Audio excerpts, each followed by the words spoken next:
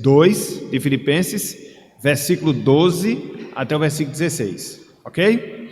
Muito bem, então vamos lá. Diz o seguinte, palavra do Senhor: assim, pois, amados meus, como sempre obedecestes, não só na minha presença, porém, muito mais agora, na minha ausência, desenvolvei a vossa salvação com temor e tremor, porque Deus é quem efetua em vós tanto querer como realizar segundo a sua boa vontade. Fazei tudo sem murmurações nem contendas, para que vos torneis irrepreensíveis e sinceros, filhos de Deus, inculpáveis, no meio de uma geração pervertida e corrupta, na qual resplandeceis como luzeiros no mundo, preservando a palavra da vida, para que, no dia de Cristo, eu me glorie de que não corri em vão, nem me esforcei inutilmente. Até aqui, até o versículo 16, que o Senhor nos abençoe e que Ele esteja aplicando a porção da sua santa e bendita palavra nos nossos corações. Amém. Os irmãos podem se assentar.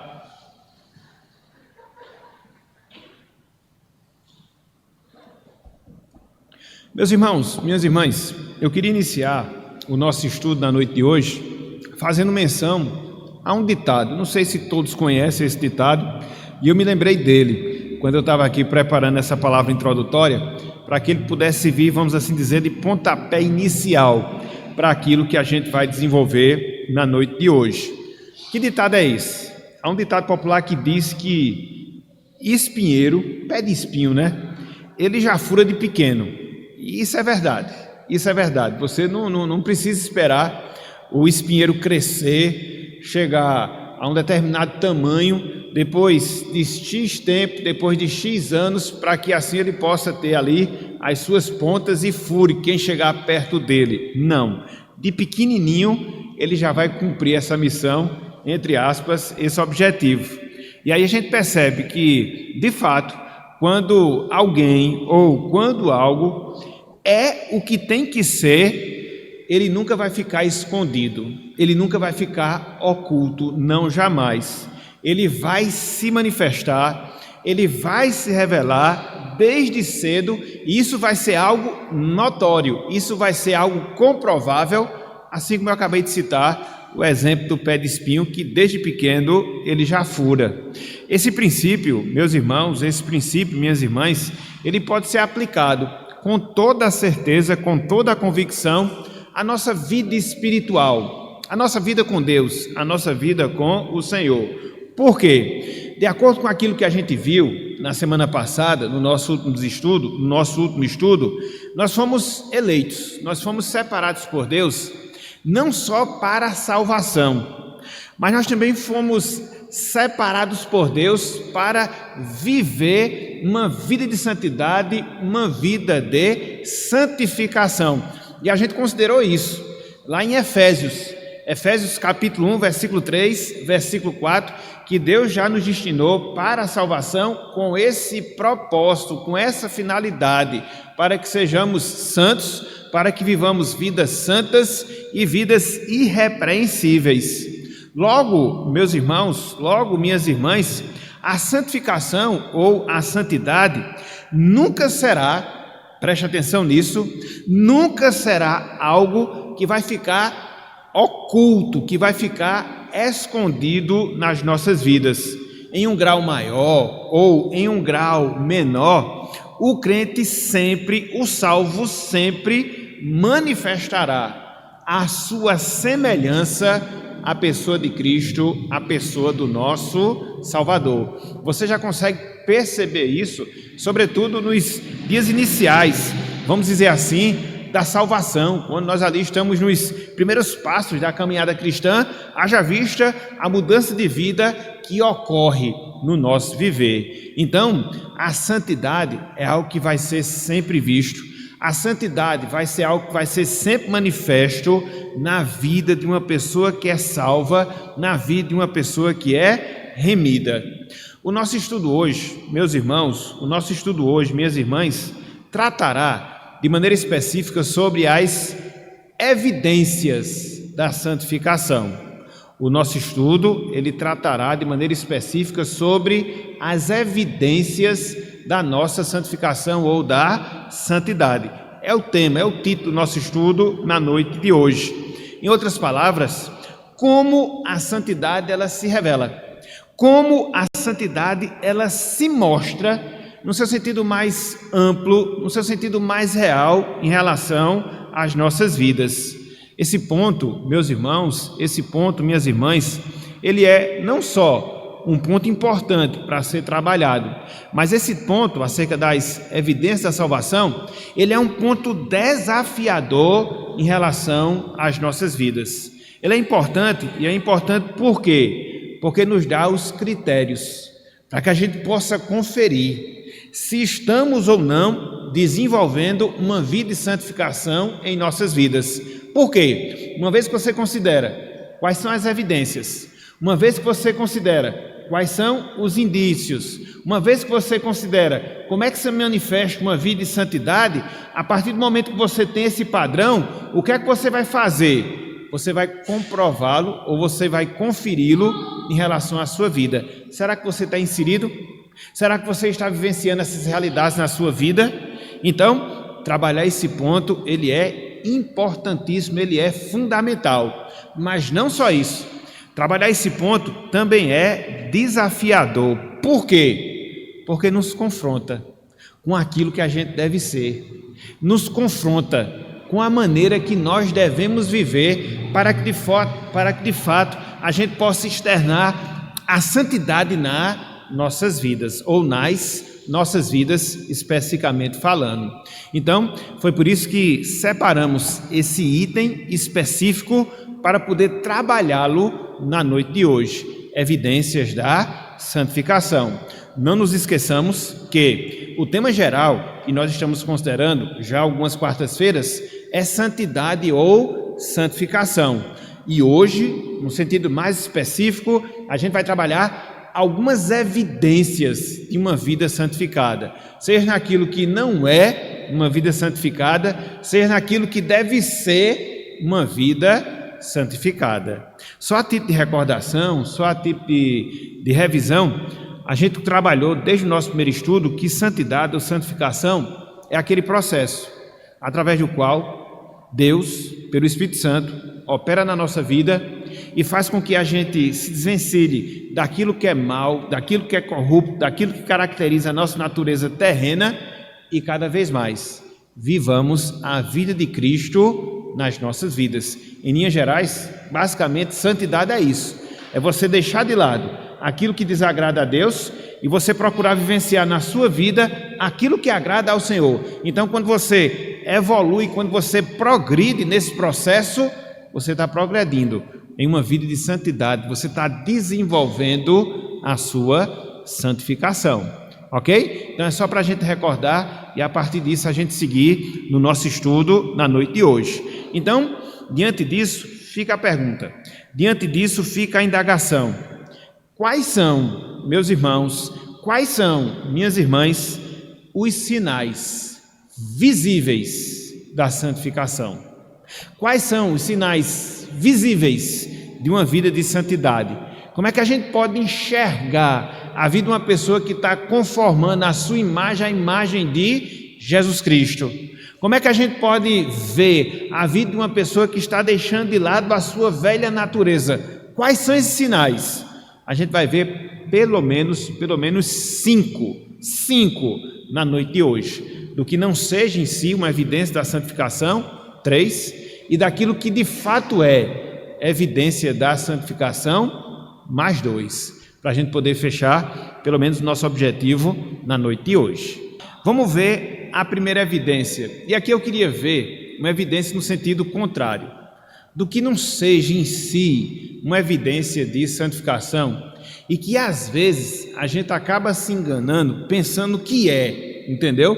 Eu queria trabalhar pelo menos essas 3 primeiras dentro dessa perspectiva, dentro dessa visão, porque às vezes você pode correr o risco de ter uma compreensão equivocada do que seja santificação, você vivenciar essa realidade, estando ela equivocada, e você não desenvolver o processo de santificação. Então, você precisa saber o que não é evidência e o que de fato é evidência de uma vida santificada. Então, veja, a santidade, a santificação, não consiste em um mero falar religioso.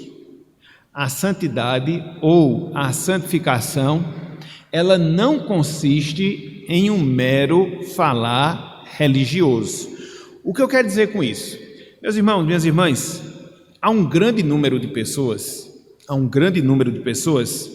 que de tanto ouvir e de tanto estar, vamos assim dizer, ambientado dentro do contexto evangélico, que essas pessoas elas acabam se familiarizando com o quê? Com alguns termos, com algumas palavras que caracterizam, que marcam o mundo evangélico. A gente pode chamar o evangeliquez, né? Essa língua, vamos assim dizer, específica da nossa religião.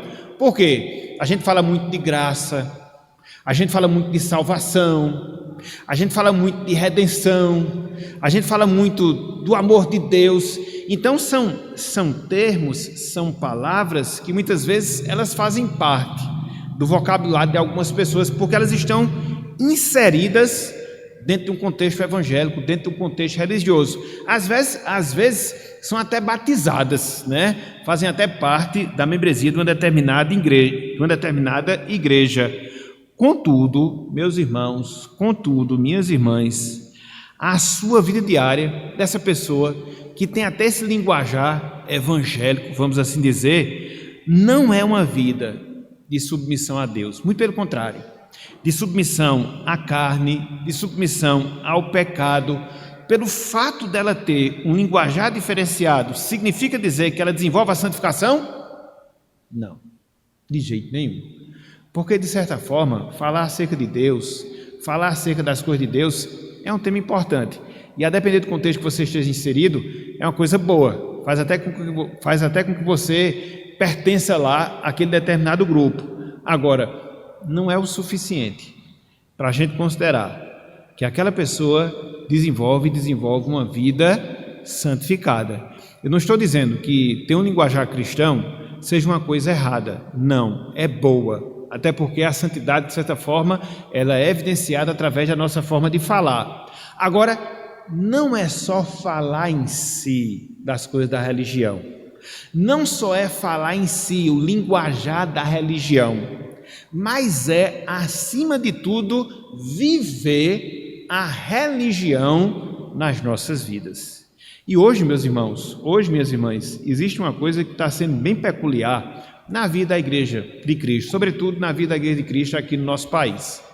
A gente vive hoje dentro de um contexto onde há muitos eventos cristãos, e nada contra. Você estuda a palavra, tudo, mas o grande problema é que existem determinadas pessoas que até gostam desses assuntos, até gostam de participar desses eventos, mas apenas a participação, apenas o gostar disso, mas não viver uma vida piedosa, isso não é santidade, isso não é santificação.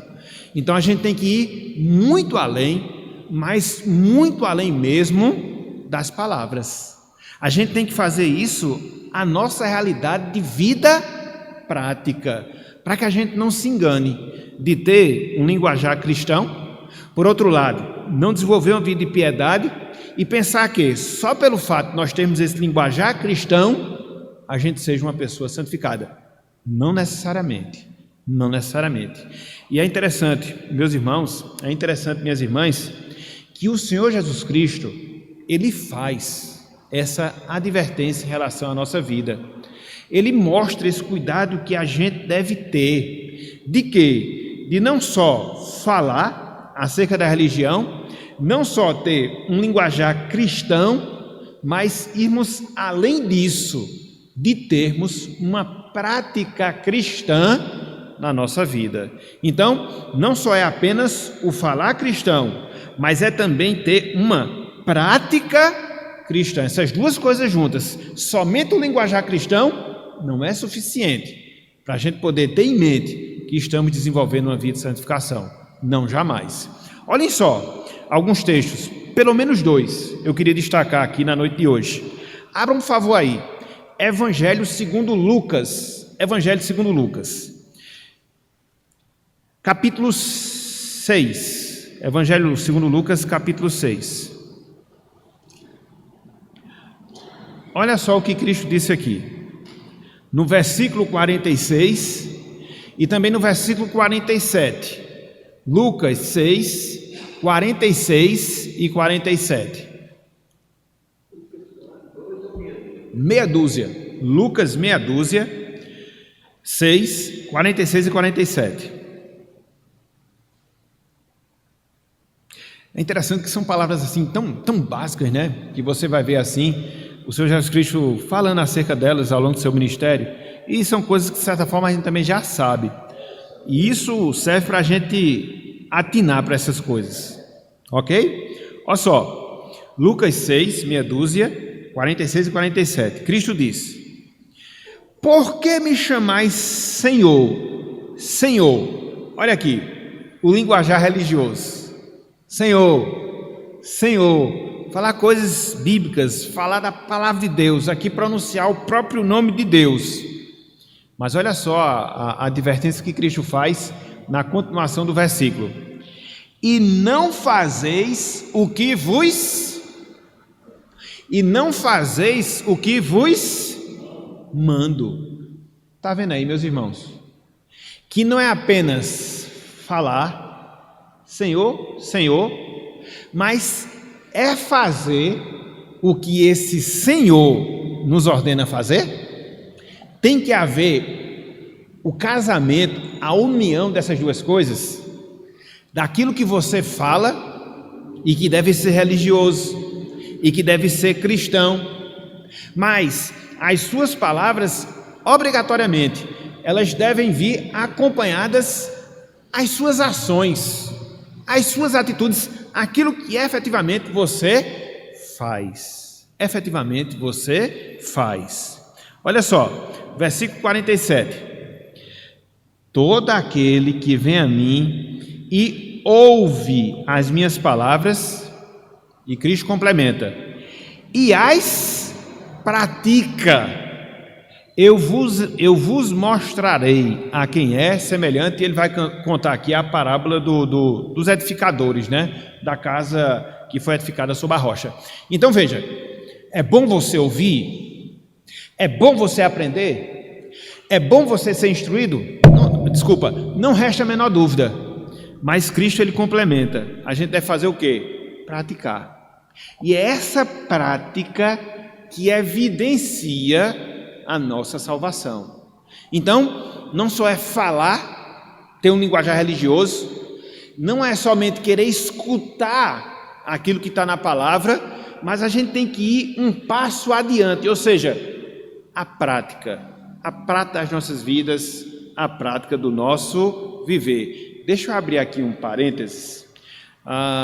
Essa quinta-feira que vem, amanhã, vão fazer 2 semanas que faleceu John MacArthur Jr. Ele era pregador americano, né, lá na Califórnia, nos Estados Unidos, e ele para mim foi uma referência em termos de instrução, porque desde 96 que eu fazia a leitura dos seus livros, o primeiro deles, Com Vergonha do Evangelho, e o segundo deles, o Evangelho segundo Jesus. Esse livro, meus irmãos, todo crente deveria ler, porque ele mostra que devemos ter a Jesus Cristo não só como nosso Salvador, mas também como nosso Senhor, e como o Senhor de nos ordenar, e como o Senhor de nós nos sujeitarmos a Ele. Então, em outras palavras, fechando parênteses, é isso que Cristo está falando aqui.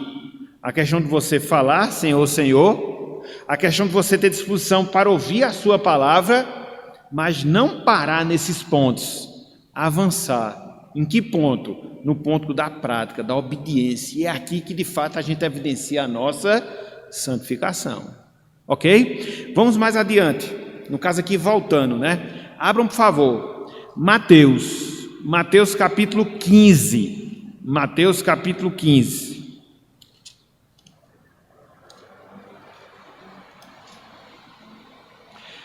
versículos 7, 8 e 9. 15, 1, 5. Mateus capítulo 15, versículo 7, versículo 8 e versículo 9. No versículo 8 e no versículo 9, Cristo vai citar Isaías capítulo 29. Mas vamos pegar aqui a citação desde o início. Qual o contexto aqui dessa passagem? Cristo ele está fazendo uma severa crítica aos escribas e fariseus. Por que Cristo está fazendo essa crítica aos escribas e fariseus? Porque eles eram muito cerimonialistas, gostavam muito das tradições cerimoniais. Aqui no caso específico, de tudo aquilo que envolvia as cerimônias de purificação, o lavar mãos propriamente dito. E aí Cristo, ele mostra que o cuidado excessivo com o externo e o esquecimento com o interno é tão nocivo, Então, você deve cuidar do externo, mas acima de tudo você deve cuidar do interno, daquilo que está dentro do seu coração. De nada adianta você ter a preocupação com essas cerimônias de purificação, de limpar o externo, quando o seu interno, o coração, não é limpo. Então Cristo ele vai nessa direção e tece severas críticas aos escribas e fariseus, justamente por causa disso. Então, dentro dessas críticas que Cristo está a fazer, o que é que ele diz? Versículo 7, olha só. Hipócritas, bem profetizou Isaías a vosso respeito, dizendo, e aí ele vai citar Isaías capítulo 29, versículo 13. Este povo, veja, me honra com o quê? Com o quê? Com os falar, com o falar, mas o seu coração, veja, está longe. Então, só são palavras, meras palavras, que não flui de um coração piedoso. Então, Cristo faz essa crítica aqui, ó.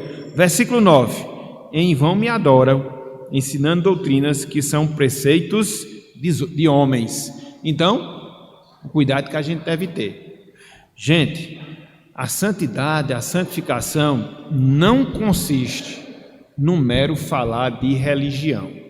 Você pode encontrar pessoas que têm um linguajar religioso, que fala o evangeliquez, que tem os conceitos ou os termos teológicos na ponta da língua. Isso em si não é ruim, é bom, mas não é somente isso. Isso só vale, isso só é importante, só é válido quando é acompanhado com o quê? Com práticas de obediência à palavra de Deus, que evidencia em si a santidade. Entenderam, meus irmãos? Entenderam, minhas irmãs? Então, a primeira evidência é essa.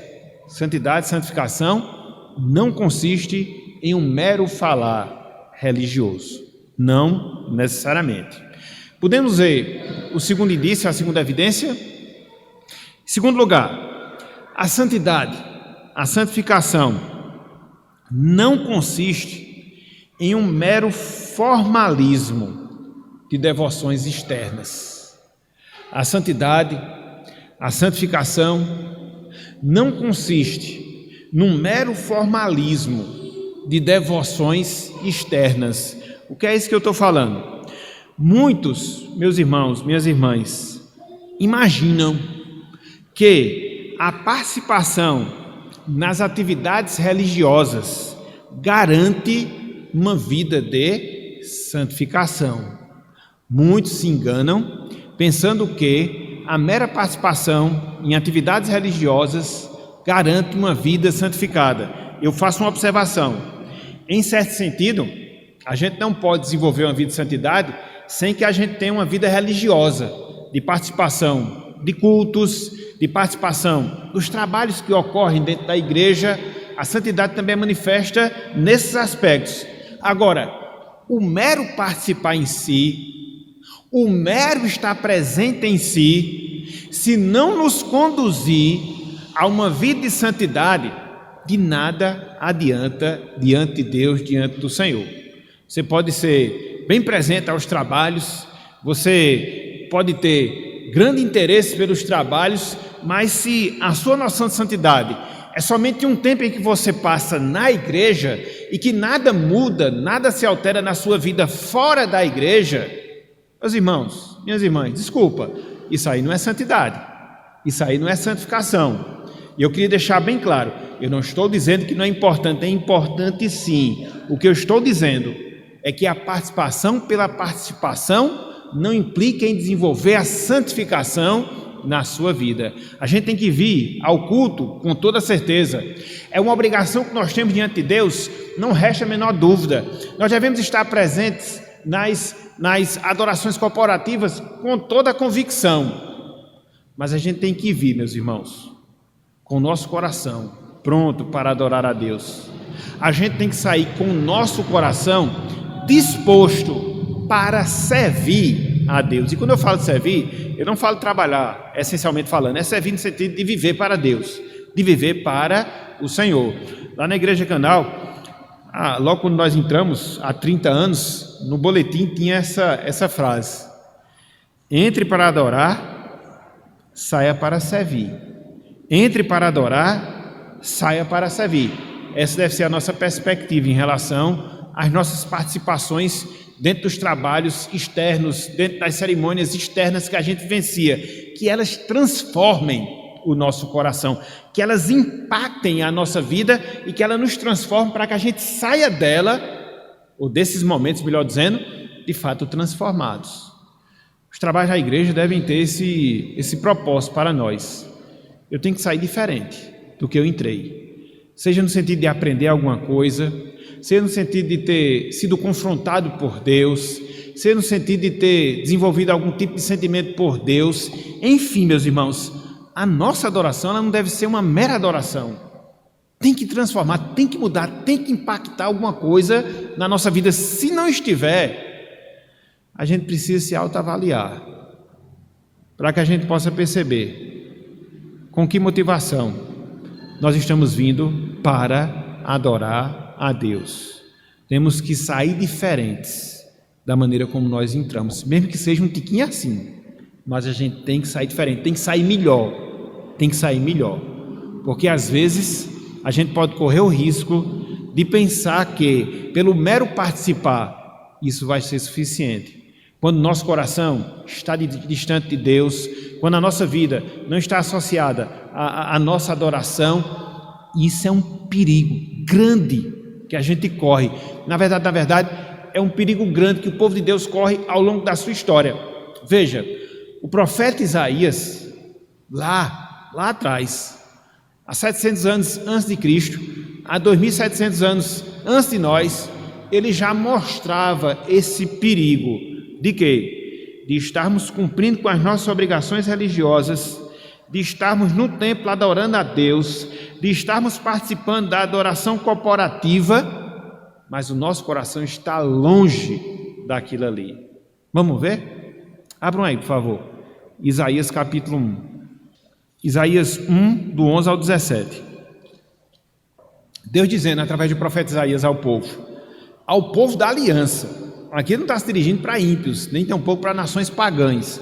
Ele está se dirigindo para o seu povo, o povo da aliança, o povo de Israel. Então diz o seguinte, de que me serve a mim a multidão de vossos sacrifícios que as pessoas faziam para Deus? Diz o Senhor. Olha só como é que Deus reagia àqueles sacrifícios. Estou farto dos holocaustos de carneiro e da gordura de animais cevados, e não me agrado do sangue de novilhos, nem de cordeiros, nem de bodes. Era o culto no Antigo Testamento.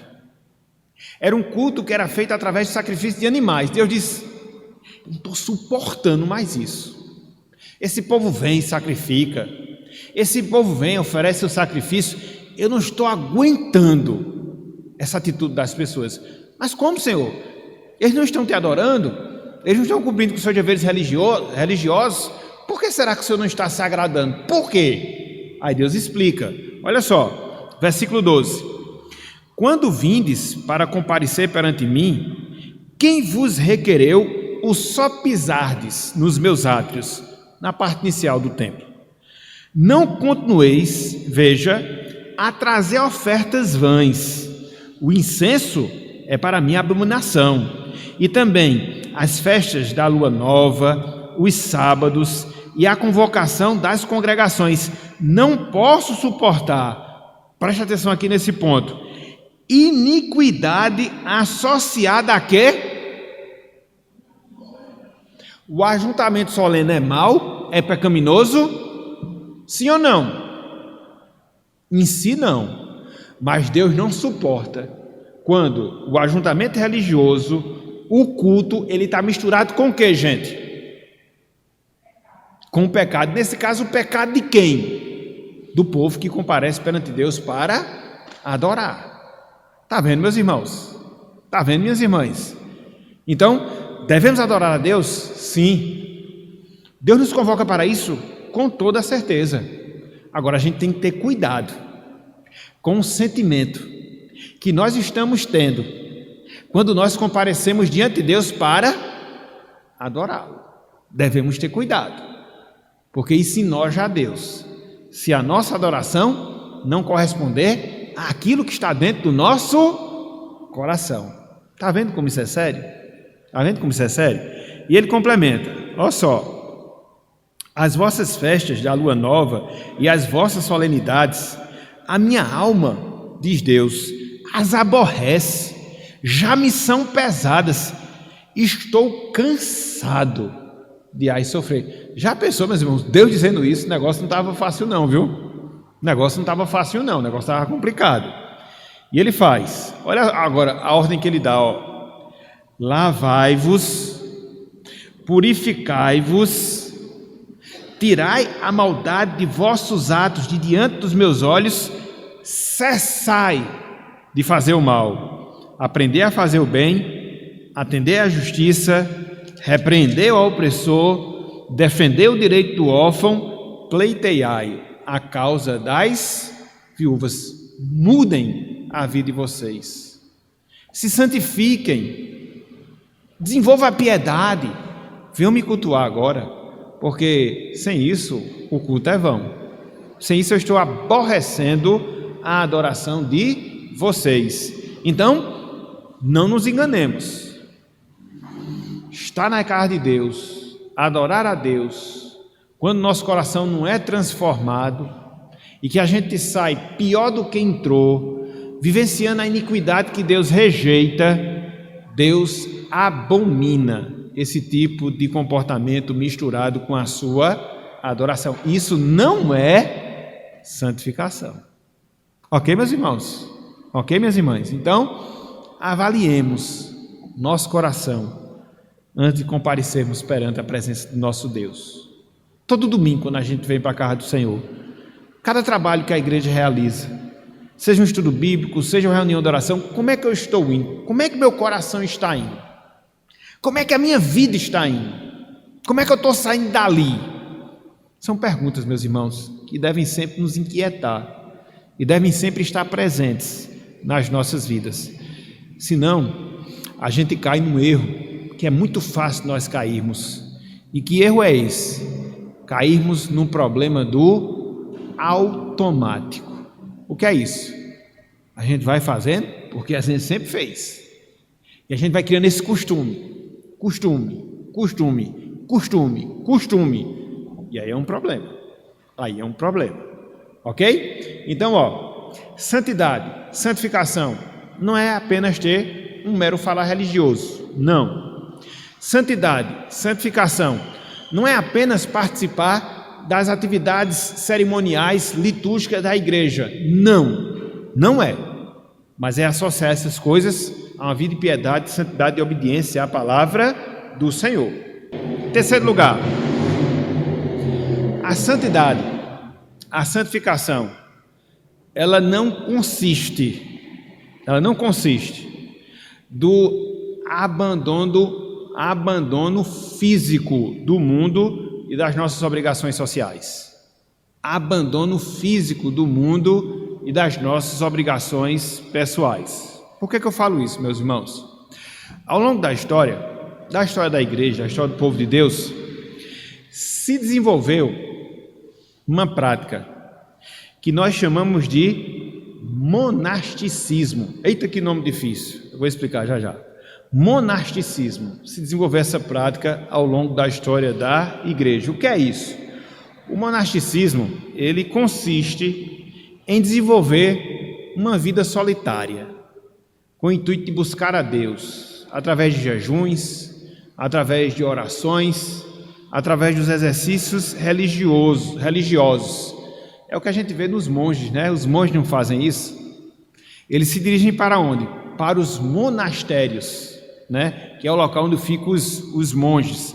E eles têm essa perspectiva, não, se eu me isolar de tudo e de todos, se eu sair desse contexto do mundo físico, desse mundo que a gente vive, e me devotar mais a Deus, eu vou me santificar, porque eu não vou estar em contato com os pecadores, eu não vou estar em contato com o mundo mal. Então assim, somente assim, eu vou desenvolver a minha santidade, eu vou desenvolver a minha santificação. Isso, meus irmãos, isso acontece faz tempo, desde o século IV da era cristã, dentro do movimento da igreja, de querer tirar o mundo de dentro de si. Alguns tiveram essa ideia. Que ideia? Ir para determinados locais reservados para isso, se isolar do mundo, viver ali em oração, viver ali cumprindo as obrigações religiosas, para que dentro dessa perspectiva de vida se santificar. Santo Antônio foi o primeiro, não é Antônio presbítero da nossa igreja, né? Mas Santo Antônio foi o primeiro que inaugurou esse processo. Daí vieram outros, entendeu? Nesse mesmo sentido. Então, isso não é santificação. Se isolar do mundo não é santificação. Se isolar das pessoas não é santificação. Por quê? Por uma razão muito simples. Meus irmãos, minhas irmãs, aonde nós vamos, nosso pecado nos acompanha. Não adianta. Então, se você vai ter que lutar com o pecado, você vai ter que lutar onde você estiver. Ou vocês pensam que os monges vão para esses locais reservados e ali eles não são tentados? Mente, coração. Você pode até se isolar das pessoas, você pode até se isolar das coisas, mas aonde a gente vai, o nosso pecado não vai atrás não, ele vai colado, entendeu? Ele vai junto ali, inseparavelmente. Então, não adianta fazer isso, porque o Senhor Jesus Cristo orou numa perspectiva diferente das pessoas que procuram fazer isso. Abram aí, por favor, João 17, lá na oração sacerdotal, João 17, 15. Olha só, nessa intercessão de Cristo em nosso favor, ele diz, João 17, 15, falando ele para Deus, em relação a nós, os seus discípulos, Cristo disse: não peço que os tires do mundo, e sim que os guardes do mal. Então Cristo disse: eu não quero que eles saiam do mundo físico, não tem como a gente sair. Mas o que é que Cristo queria? Que Deus neste mundo fizesse o que conosco?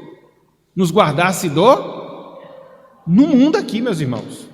E aqui a gente entende no mal, não só o mal físico, o mal espiritual, o mal moral, que são males, né, que nos acompanham, ou pelo menos que estão sempre presentes na nossa vida. Então, é aqui nesse mundo que a gente tem que desenvolver a santidade. É numa cidade que comemora 30 dias de forró, e o prefeito que se diz crente bota para 40, entendeu? Piora mais ainda a situação, né? Mas é assim que a gente tem que viver, é nessa luta, entendeu? Com o mundanismo, essa luta com a carnalidade, é isso. Então a gente não pode sair não, tem que ser aqui dentro, tem que ser essa luta mesmo, entendeu? É interessante, eu quero citar aqui algumas palavras que J.C. Ryle, ele fala nesse sentido. Olha só o que ele diz, abro aspas para J.C. Ryle. Ele diz o seguinte, o caminho da santificação não consiste em sermos monges ou nos fazermos membros de uma casa de misericórdia. A verdadeira santidade não isola o crente das dificuldades e das tentações, não, mas faz com que o crente, as enfrente e supere. Enfrenta o quê? As dificuldades. Enfrenta o quê? as tentações. Prossegue, J.C. Riley. É essencial que a santificação, que nós mesmos desempenhemos nossas obrigações, onde Deus nos tem colocado, como sal no meio da corrupção e luz no meio das trevas. Onde é que a luz brilha? Nas trevas. Nem que seja luz de vagalume, né?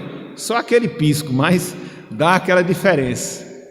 E onde é que o sal deve prevalecer? Em meio àquilo que é podre. É por isso que você coloca sal na carne, né? Para conservar do estado de apodrecimento, vamos assim dizer. Então, a gente tem que fazer a diferença. Em meio à corrupção do mundo, em meio às trevas do mundo, é aqui, meus irmãos, é aqui. Paulo, ele havia advertido os irmãos de Colossos nesse sentido também. Abra um favor aí, Colossenses capítulo 2. Colossenses capítulo 2. Vou só adiantar aqui um pouquinho por causa da hora. Colossenses capítulo 2.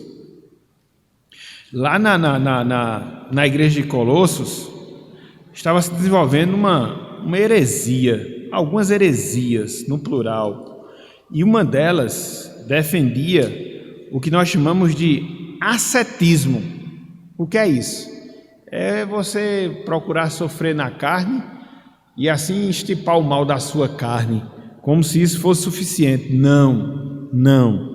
É imprimir determinados sofrimentos à carne para que assim você se santifique. Não. Isso é ascetismo. Eu não sei se vocês já viram. Existem algumas cerimônias religiosas, acho que é lá no norte do nosso país, esqueci aqui o nome, onde as pessoas ficam se autoflagelando, umas correiazinhas de couro, metendo no couro nas costas, entendeu? Pensando que aquilo ali faz com que ele esteja espiando o seu pecado e mortificando o seu pecado. Não tá. Isso é ascetismo, entendeu? Isso não resolve. Você tem que afligir a sua carne, mas não no sentido físico, no sentido espiritual, de eliminar os seus desejos, os desejos que vêm dela. É diferente, é uma luta maior, bem maior. Olha só, Colossenses capítulo 2, versículos 20 até o versículo 23. Olha só, Colossenses 2, 20 a 23. Diz o seguinte: se morrestes com Cristo para os rudimentos do mundo, porque como se vivesses no mundo, vos sujeitais a ordenanças. Não manuseis isto, não proves aquilo, não toques naquilo outro, segundo os preceitos e doutrinas de homens, porque todas estas coisas pelo uso se destroem. Tais coisas, com efeito, têm a aparência de sabedoria. Quais coisas? O culto de si mesmo e de falsa humildade e de rigor ascético, está vendo aqui? De querer fazer sofrer o corpo para estipar o pecado da carne. Não. Todavia, complementa Paulo, não tem valor algum contra a sensualidade. A nossa luta, meus irmãos, é mais interna. É claro que em alguns momentos você tem que subjugar a sua carne, mas que venha, acima de tudo, dessa luta interna que a gente tem contra as nossas tentações, sempre querendo nos levar a pecar, De fato, a gente vai ter que dizer não. Essa é a luta que desenvolve a santificação na nossa vida. Ok, meus irmãos? Ok? Então, santidade não é apenas ter um mero falar religioso.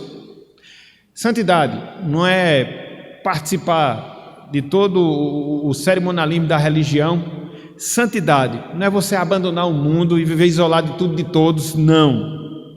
E aqui eu queria chamar a atenção a duas evidências do que seja de fato santidade. Aqui eu vou entrar dentro de uma seara mais aprofundada.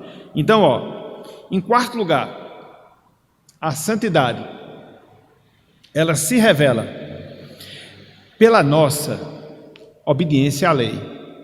No caso aqui, a lei de Deus, a lei do Senhor, os 10 mandamentos. A santidade, ela se revela pela nossa obediência à lei. Irmãos, irmãs, a lei de Deus revela a santidade de Deus. A lei de Deus consiste na regra de vida que Deus ele estipulou para cada um de nós. Para quê? Para que a gente espelhe a santidade de Deus e para que nós vivamos de maneira justa aqui neste mundo. Foi por isso que Deus não só criou, mas foi por isso também que Deus nos deu a sua lei, que está resumida ali no Decálogo, nos 10 mandamentos, lá em Êxodo capítulo 20. Repito, elas revelam a santidade de Deus e elas são o padrão de Deus para que a gente possa viver uma vida justa e também revela a santidade na nossa vida. Então, nós não somos justificados pelo fato de obedecermos à lei de Deus. A gente obedece a Deus porque nós já fomos justificados. É diferente. Eu não adquiro o perdão de Deus, eu não adquiro a justiça de Deus porque eu procuro obedecer à lei de Deus, não. Uma vez que eu fui perdoado, eu vou obedecer essa lei espontaneamente como forma de gratidão a Deus. Muda completamente a motivação dentro do nosso coração. Então, na medida em que vivemos essa realidade de vida, ou seja, de enxergarmos a lei de Deus como boa, e de procurarmos observá-la, a gente vai desenvolver a santidade na nossa vida. Por quê? A gente vai comprovar que nós amamos a Cristo. Por quê? A gente vai comprovar que estamos em comunhão com Deus. Por quê? Porque a gente vai estar reproduzindo o caráter de Cristo na nossa vida. Por isso que é tão importante a lei de Deus para a nossa vida. Não existe lei de Deus, melhor dizendo, não existe santificação sem que haja o nosso envolvimento com a lei de Deus. Tem que haver, tem que haver, tem que haver. Então, uma vida santa, uma vida santificada, é justamente essa vida, que procura fazer o quê? Andar nos princípios e nas regras dessa lei. Olhem só, meus irmãos, o que Cristo fala acerca disso. Abram aí, por favor. Evangelho de João, capítulo 14. Evangelho de João, capítulo 14. Versículo 15, versículo 21 e versículo 23. Olha como é importante a nossa sujeição à lei de Deus, a nossa obediência à lei de Deus, como evidência da nossa santificação, porque vai evidenciar, acima de tudo, o nosso amor por Cristo. Por Cristo. Olhem só, João 14.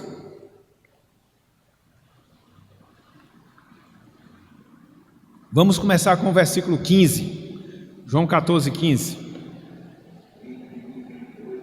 Depois a gente vai para o 21 e para o 23. Certo? Certo, Jonas?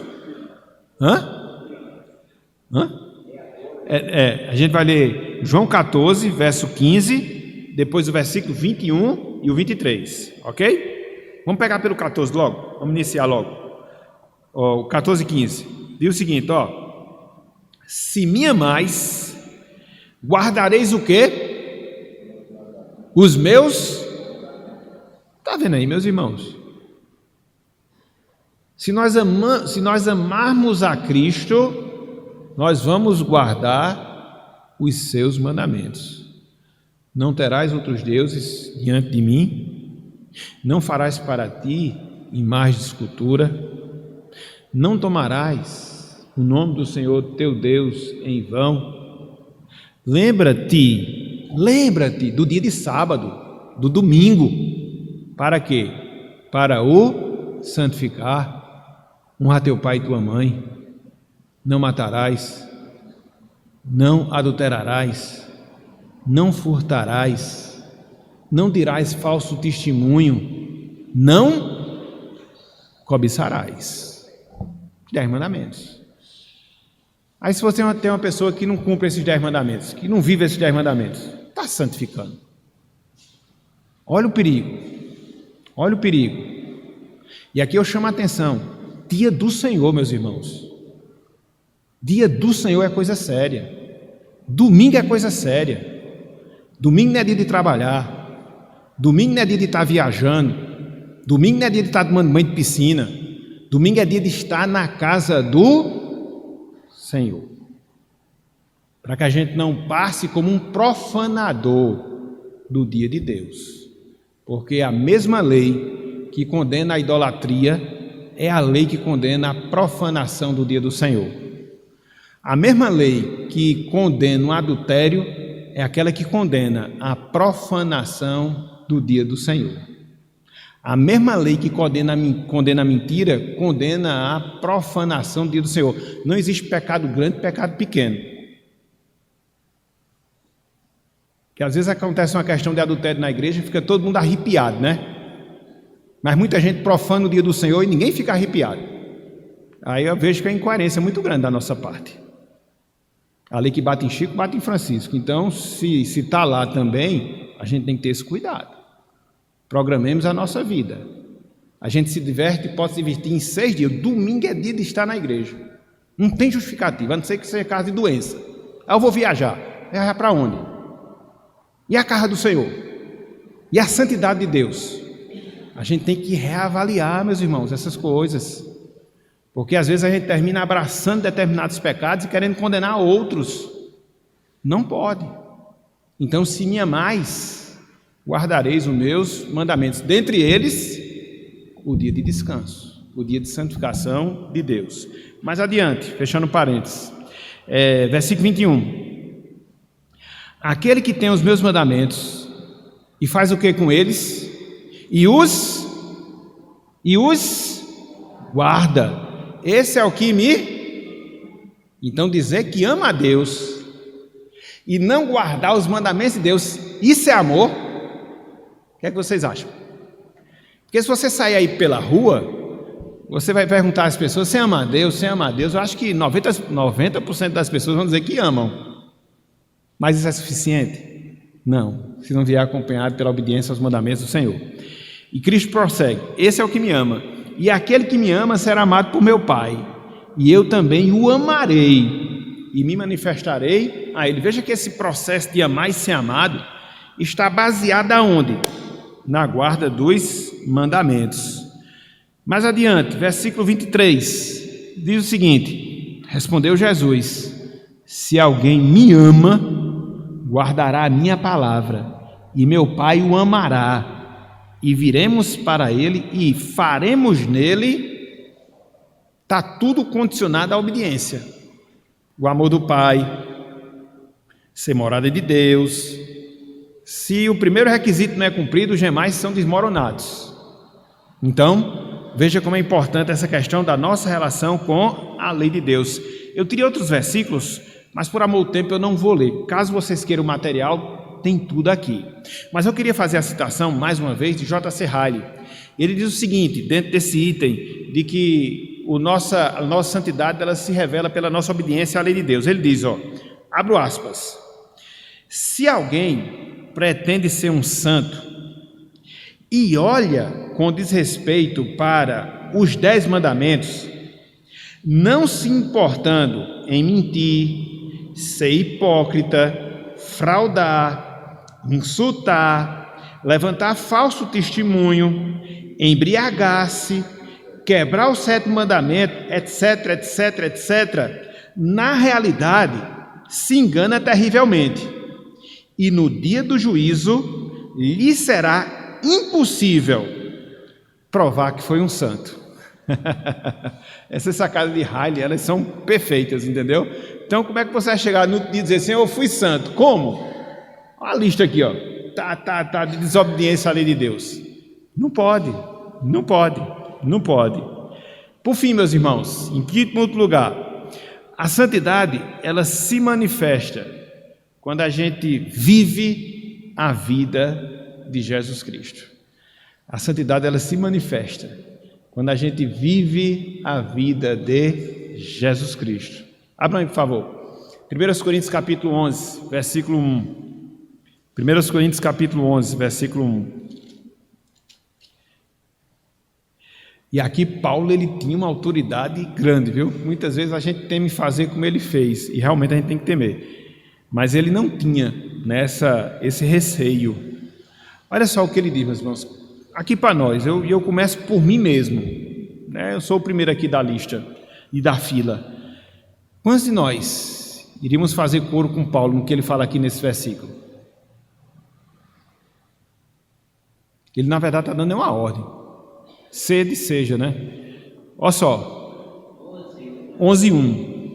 1 Coríntios 11:1. Ele diz, sede meus imitadores, como também sou de quem? E aí, meus irmãos? E aí, minhas irmãs? A pessoa chega assim, siga meu padrão, como eu sigo o padrão de Jesus Cristo. Geralmente a gente diz assim, olhe para Jesus, né? Paulo dizia, olhe para mim e como eu olho para Jesus. Aqui é diferente. Aqui é diferente, meus irmãos. Mas isso é santidade, ela se manifesta justamente nisso, em nós estarmos vivendo a vida de Cristo na nossa vida. Você pode perguntar, seremos perfeitos? Não, muito longe disso, infinitamente longe disso. Mas esse é o padrão que a gente deve ter, é o alvo, é o foco, é o objetivo, é a finalidade que a gente deve ter na nossa vida. Olha só, mais adiante, 1 João, eu vou fechar agora, viu? Tem outros textos aqui, mas não vai dar tempo não. 1 João, capítulo 2, versículo 6. 1 João, capítulo 2, versículo 6. Olha só o que Cristo disse. 1 João 2, 6.